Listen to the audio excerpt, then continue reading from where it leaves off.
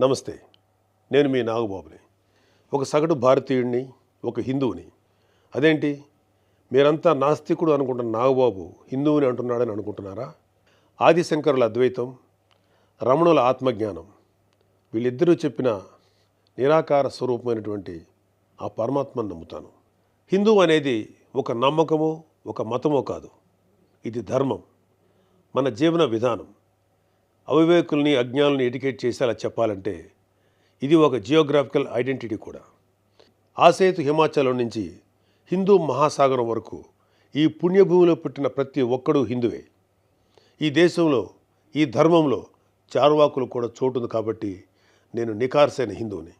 నా ధర్మాన్ని గౌరవిస్తూ ఇతరులను కించపరచకుండా బతుకుతున్న ఒక ప్రౌడ్ సనాతన హిందువుని. అందుకే నాకు ఎమ్మెల్సీగా కౌన్సిల్లో మాట్లాడే అవకాశం రాగానే హిందూ మతం కోసం పాటుపడే అర్చకుల చాలీ చాలని జీతబత్యాల గురించి మాట్లాడాను. మరి వైసీపీ నాయకుల సంగతి ఏంటంటారు? రండి చూద్దాం.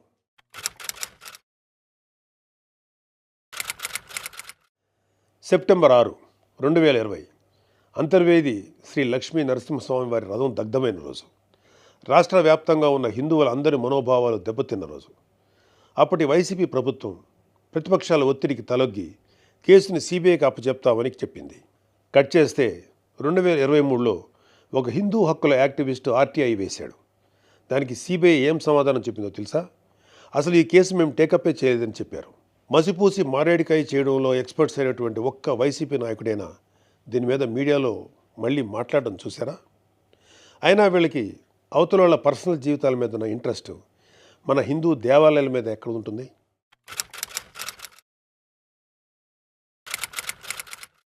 డిసెంబర్ 2020 రామతీర్థం రాముడు మనకు ఒక దైవం. మహావిష్ణువు అవతారం మాత్రమే కాదు, అంతకు మించి ఈ దేశం తాలూకు ఆస్తిత్వం రామకథలో ఉంది. ఒక మనిషి ధార్మికంగా ఎలా బ్రతకాలో రామాయణం చెప్తుంది. రామాయణంలో మారీచుడు చెప్తాడు, రామో విగ్రహవాన్ ధర్మ సాధు సత్య పరాక్రమ అని. ఈ భూమి మీద రాశీభూతమైన ధర్మమే శ్రీరాముడిని నమ్మే జాతి మనది. అలాంటి రాముడి శిరస్సును నరికినా పట్టించుకోని ప్రభుత్వం వైసీపీ ప్రభుత్వం. అప్పటి ప్రభుత్వం ఇన్వెస్టిగేషన్లో చూపించిన నిర్లక్ష్యం వల్ల దీని వెనుకున్న అసలు దోషులను శిక్షించలేక ఏదో నామకే వాస్తే కేసులు పెట్టి దీన్ని నీరు కార్చారు. అయినా మీకు మీ మంత్రులకి రిలీజ్ సినిమాలకు రివ్యూలు ఇవ్వడం మీద ఉన్న శ్రద్ధ రాముడి మీద ఎందుకు ఉంటుంది?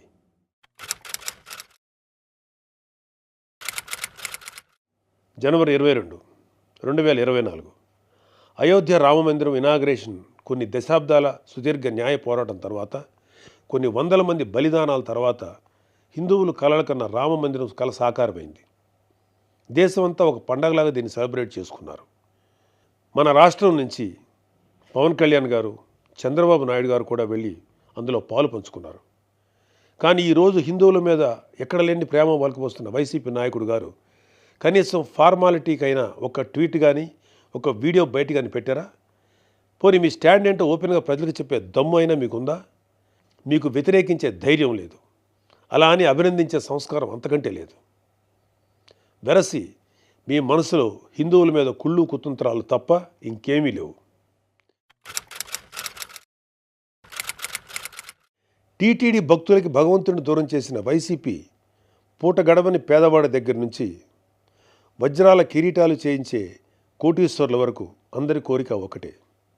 ఆ కలియుగ దైవమైన వెంకటేశ్వర స్వామివారి దర్శనం ఏడాదికి ఒకసారైనా చేసుకోవాలని. ఒక సామాన్య భక్తుడు నెల నెలా డబ్బులు కూడబెట్టుకుని మరి ఆయన చూడడానికి కొండ మీదకు వెళ్తాడు. అలాంటి కొండ మీద అకామిడేషన్ ఛార్జీలు మీరు ఒక్కసారి ఎలా పెంచుతారు? నందకం, పాంచజన్యం, కౌస్తుభం, ఒకలామాత గెస్ట్ హౌసుల్లో 500కి దొరికే రూమ్ని 1000కి ఎలా పెంచారు? నారాయణగిరి గెస్ట్ హౌస్లో 1700 రూపాయలు చేశారు. ఇది సామాన్యుణ్ణి భగవంతుడికి దూరం చేసే ప్రయత్నం కదా? నువ్వు ఎవరిని, అదే ఏం మాఫియాని సంతోషపెట్టడానికి ఇది చేసావో అర్థం కానంత అమాయకులు అనుకుంటున్నావా ప్రజలు? దర్శనాలు సేవలు అయితే ఇంకా దారుణం. ఏదో కాయగూరల బేరం ఆడినట్టు 10,000 చెయ్యి, దీన్ని 5,000 చెయ్యంటూ ఎంత నిర్లక్ష్యంగా మీ సుబ్బారెడ్డి బోర్డు మీటింగ్లో మాట్లాడాడో మొత్తం రాష్ట్రం అంతా చూసింది. అంత చులకన మీకు హిందువులంటే. ఇకపోతే తిరుమల మీద నువ్వు చేసిన దోపిడీ అంతా ఇంతా కాదు. ఒకే ఒక ఉదాహరణ చెప్పాలంటే టీటీడీ కామన్ గుడ్ ఫండ్కి ఇచ్చే కాంట్రిబ్యూషన్ 2.5 కోట్లు ఉండేది. దీన్ని సెప్టెంబర్ 2021లో 50 కోట్లకు ఒక్కసారిగా పెంచేశాం. అసలు ఇక్కడే కాదు, ఎక్కడ కొండ కనపడినా గుండు కొట్టేయాలనుకోవడమేగా మన అలవాటు.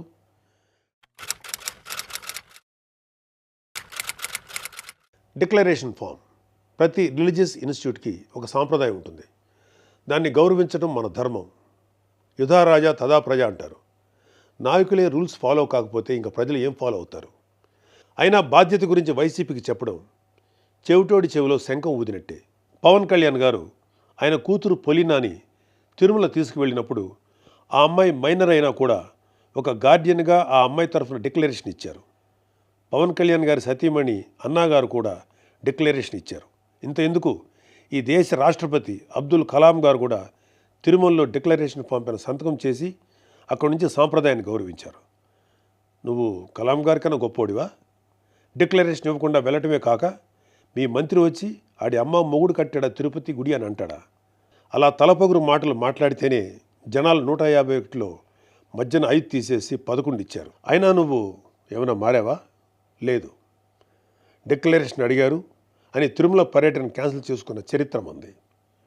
అయినా సెక్యులర్ ప్లేస్కి రిలీజియస్ ప్లేస్కి తేడా తెలియని నిన్ను ఎడ్యుకేట్ చేయటం మా వల్ల కాదు. ఇక ఫైనల్గా మన కల్తీ నెయ్యి వ్యవహారం గురించి చెప్పాలి. పాపం ఈరోజు డోస్ ఎక్కువైనట్లుంది. రేపు మాట్లాడుకుందాం. Stay tune.